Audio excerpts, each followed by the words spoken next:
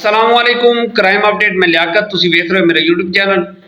गुजरांवाला दे विच एक बड़ा अफसोसनाक वाक़या होया है कि स्कूल दी वापसी ते एक लड़का और लड़की जिहड़े दोनों बहन भाई हन वो रस्ते ते आ रहे हैं कि उन्हां ते अचानक नामालूम अफराद ने फायरिंग कीती जिस दी ज़द दे विच आके वो शदीद जख्मी होए ने और बाद दे विच उन्हां दी हलाकत हो गई सी।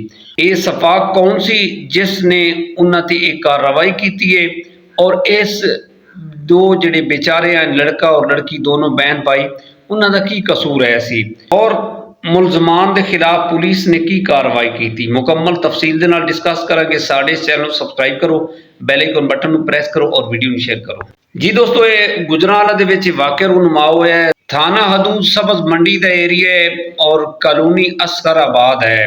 अच्छा, ये लड़का और लड़की जिहड़े दोनों बहन भाई हैं ये स्कूल तो वापसी आ रहे हैं और लड़की ने स्कूल की यूनीफॉर्म पहनी हुई सी।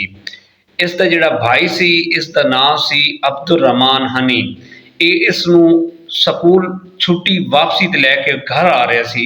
जिस वक्त ये इस एरिए दे विच आए ने असगराबाद कलोनी दी एरिए दे विच नामालूम अफराद ने मोटरसाइकिल इन्हां दे नाल लाया और बेदरेक फायरिंग की जिस दी ज़द दे विच दोनों शदीद जख्मी हुए ने। जिहड़े मोटरसाइकिल ते दो लोग सवार हैं मौके ते फरार हो गए और ये बेचारे जमीन ते गिर पे ने।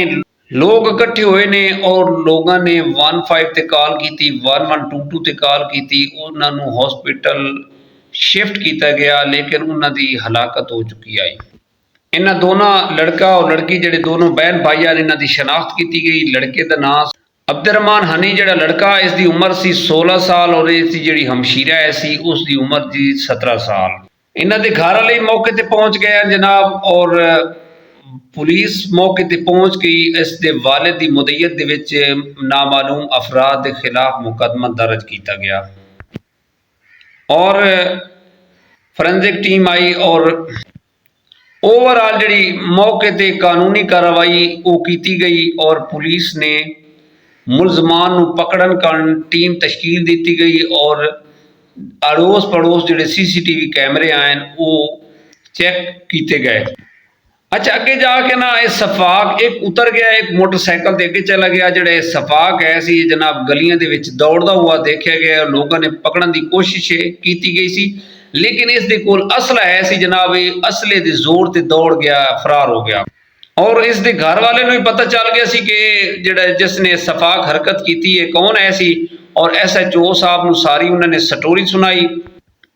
कितने अफसोस नाल मैं तुहाडे नाल डिस्कस कर रहा कि ये सफाक इस लड़की का सगा मामू यानी कि खालू है सी। स्टोरी सुनाई उसने दस्या कि कुछ अरसा पहले ये साडे कोलों साडी बच्ची का रिश्ता मंग रहा ते असां इहनूं कहा कि बच्ची अजे पढ़ रही है, असां इहनूं तालीम दिलवानी है, उस तो बाद असीं सोचांगे। असां इसनूं ना नहीं सी कीती लेकिन ये बार बार धमकियां देंदा सी कि मैं ऐ कर देंगा, मैं आ कर देंगा। असा इस गल ते गौर नहीं किया। असी बार बार इसनूं और इसकी जिहड़ी बीवी है ये साडे बच्चों की खाला उसनूं भी बड़ा समझाया कि असी रिश्ता करांगे तो करांगे लाजमी करांगे लेकिन बच्ची की तालीम जिहड़ी है वो जरूरी है। असी बच्ची की तालीम जिहड़ी ना मुकम्मल करके फिर असी तुहाडे नाल डिस्कस करांगे इस मौजू ते। लेकिन फिलहाल 1-2 साल जिहड़ा ना तुसी इस गल नूं ठप दिओ, रिश्ते की गलबात नहीं हो सकती।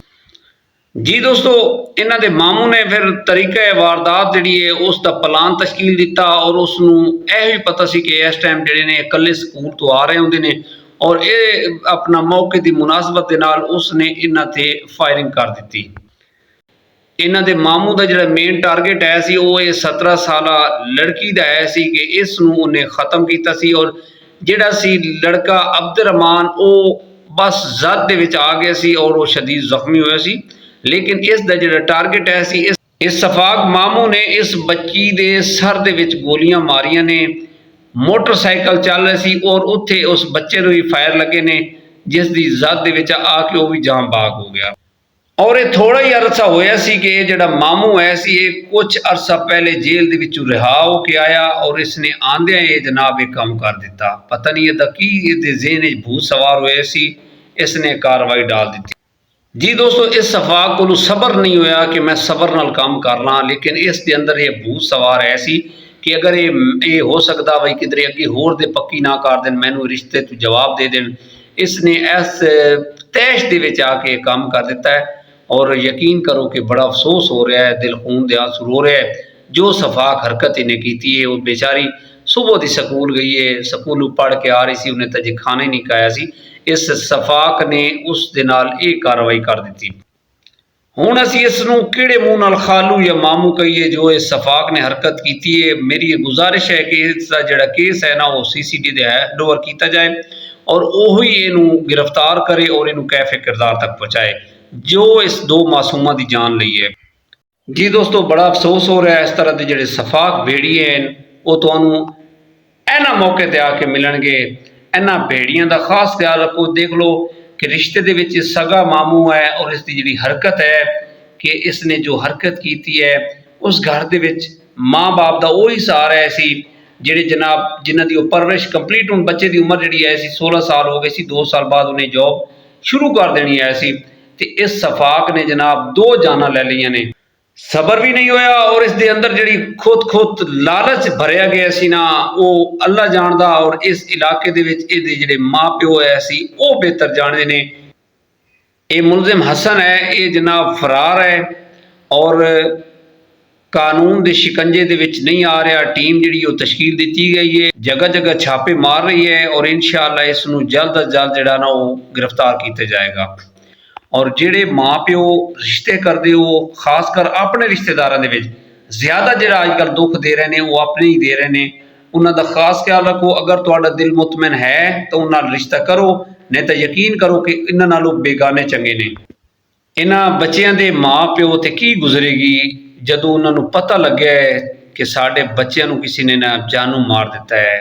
यकीन करो कि इस सफाक नूं इतना सबर नहीं आया कि मैं की हरकत कर रहा कि ये दोबारा इन्हें जेल जाना पै जाएगा और दोबारा जेल की ये अगली जेल जाएगा और अगे ही जाके इंशाअल्लाह इन्हें 2 मासूमां की जान लईए, अगे जाके इसनूं जनाब सज़ा मिलनी है।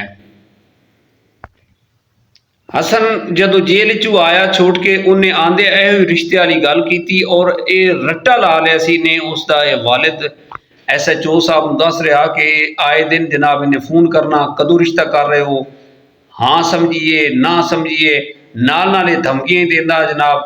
जदों इस दे वालिद ने अब्दुर्रहमान के वालिद ने कहा है जी बच्ची ऐसी, इस दे वालिद ने कहा है कि असा बच्ची की तालीम मुकम्मल करवा के फिर तुहाडे नाल डिस्कस करांगे, फिलहाल इसनूं वाइंड अप करो, इस मौजू ते गलबात ना करो। लेकिन इस हसन जिहड़े सफाक मुलजिम है इसनूं ये समझ आई कि मैनूं ये जवाब दे रहे हैं और इसने ये हरकत उठाई। असल है 24 घंटे अपने को रखता है सी किस तरह दौड़ रहा है कि मेरा पता नहीं चलेगा, कत्ल छुप नहीं सकता। उस टाइम पता चलिया है और ये हुण लुके छुपया फिर रहा है कि जनाब ये अपनी जान बचा रहा है। CCD का बहुत अच्छा इकदाम है कि वो बिल्कुल पैर ते जनाब कार्रवाई करते हैं और ठोस शवाहिद दे नाल कैफे किरदार तक पहुँचाते हैं। तो कमेंट दे विच फीडबैक लाजमी दिया है इस व्लॉग के बारे, अपना ढेर सारा ख्याल रखा है और जिथे भी अपने बच्चों के रिश्ते करो यकीन करो इस चीज़ को परखो, चाहे तुहाडा सक्का भरा ही क्यों ना हो। किसी जगह ते लालच दबिया पिया है, किसी जगह ते लालच तो बिना तो रिश्ता करता ही कोई नहीं। इस सफाक हसन के अंदर भी लालच है सी जिसने इस वजह तो एक घिनौनी हरकत की है और इंशाअल्लाह इसनूं कैफे किरदार तक पहुँचाएगा साडा कानून। इसे पैगाम के नाल सानू इजाजत दो, अपना ढेर सारा ख्याल रखा है। खुदा हाफिज।